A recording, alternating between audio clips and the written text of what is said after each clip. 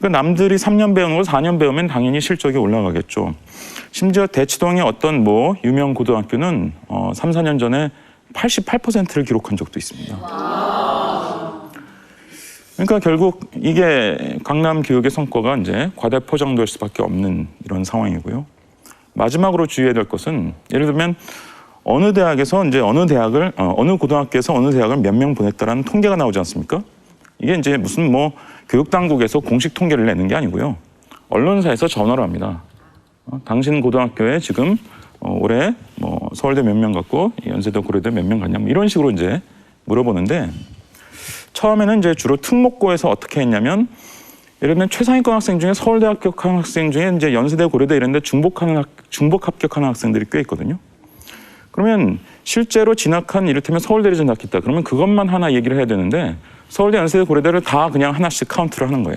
그러니까 결국 강남 교육의 명문대 진학 성과가 실제보다 좀 과장돼 있다.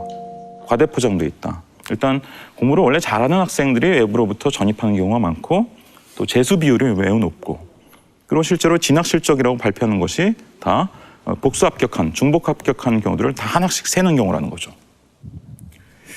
그런데 이 강남 교육은 이렇게 좀 그 효과가 좀 과대 포장돼 있을 뿐만 아니라 요즘 좀 이 강남 교육에 대해서 그 적신호가 여기저기서 좀 울리고 있습니다.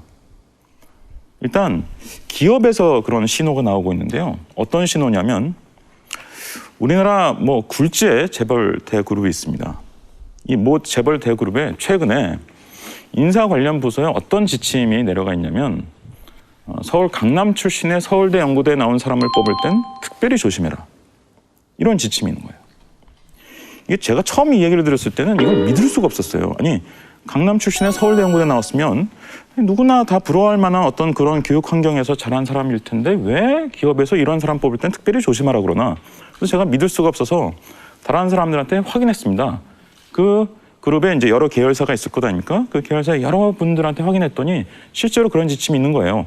그러니까 계열사와 부서에 따라서 어떤 경우엔 그런 지침이 존재하기도 하고 심지어 어떤 경우엔 쿼터가 존재하기도 합니다. 그러니까 이런 사람들은 몇 % 이상은 못 뽑는다. 이런 쿼터를 두기도 해요.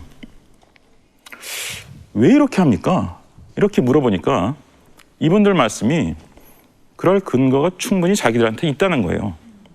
두 가지 근거가 있는데 첫 번째 근거는 뭐냐? 이런 강남 스타일 교육에 익숙해져서 자란 이 사람들이 스펙에 비해서 실행 능력이 좀 딸린다는 거예요. 기업에서 이걸 이제 어떻게 알아낸 거냐면 그러니까 몇 년 전에 어떤 스펙을 가지고 들어온 사람이 몇 년 뒤에 어떻게 되나를 다 통계 조사를 해봤다는 겁니다. 어떻게 보면 약간 무시무시한 얘기죠. 그러니까 어떤 젊은이들이 많냐면 예를 들어서 스펙이라는 건 사실 머릿속에 뭐가 있는지는 비교적 잘 보여줍니다. 그런데 실제로 뭘 할 수 있는지는 잘 못 보여주는 경우가 많아요. 예를 들어 아는 건 많은데 주민등록 등본 한 번 안 띄워본 사람들이 의외로 많습니다. 또 하나의 통계 결과가 있는데 그게 뭐냐면 강남 출신 서울대 연고대 나온 이 집단이 5년 내 이직률이 제일 높다는 거예요.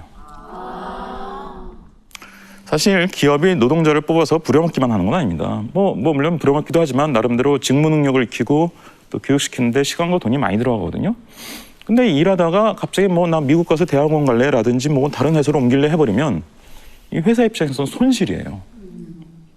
근데 이 손실을 끼치는 비율, 즉 이직 비율이 제일 높은 집단이 바로 이 집단이라는 거예요. 그래서 이 강남 스타일 교육에 익숙해진 학생들이 되게 이제 남이 하라는 거를 하는, 그러니까 사교육에 너무 또 의존을 많이 하고 하면서 남이 하라는 것만 하는 데 익숙해진, 그래서 어떤 자발성이랄까, 자기주도력이랄까, 또 난관을 헤쳐나가는 어떤 힘이랄까, 이런 것들을 또 사회적 능력이라든가 이런 것들이 좀 떨어지는 경우들이 많다는 거예요. 이걸 이제 기업에서 알기 시작한 거예요. 또 하나 이제 강남 스타일 교육의 이제 한계 또는 문제점을 보여주는 것이 제가 이제 많은 상담을 하다 보면요. 아이들이 부모를 잃어버린 아이들이 많아요. 어떤 분이 지금 맞아요 막 그러시는데 아버지 어머니가 돌아가셨다는 얘기는 아니죠. 물론 이제 아버지가 있어요. 아버지를 아버지로 부르지 못하고 이런 건 아닌데 아버지로 부르는 사람이 있긴 한데 사실 그냥 돈이나 벌어오는 사람이에요. 물주입니다. 그렇죠? 돈이나 벌어다 주는 사람, 뭐 그런 사람 우리가 물주라고 부를 수 있겠죠. 그런 농담 혹시 못 들어보셨습니까? 자녀 교육에 성공하려면 3가지가 필요한데 첫 번째는 할아버지의 재력, 두 번째는 엄마의 정보력, 세 번째는 아빠의 무관심. 그렇죠? 아빠는 그냥 돈이나 벌어와야 된다 이거예요. 그래서 아빠는 이제 물주가 되고 엄마는 매니저가 되는 거죠. 연예인 매니저들이 이제 연예인 스케줄 쫙 세워가지고 이제 뭐 밴에 태워가지고 막 뺑뺑 도는 똑같은 거죠 사실. 이게 짧으면 뭐 중고등학교 5, 6년, 길면 뭐 초등학교 때부터 10년, 심지어 강남의 경우는 이제 10년 이상씩.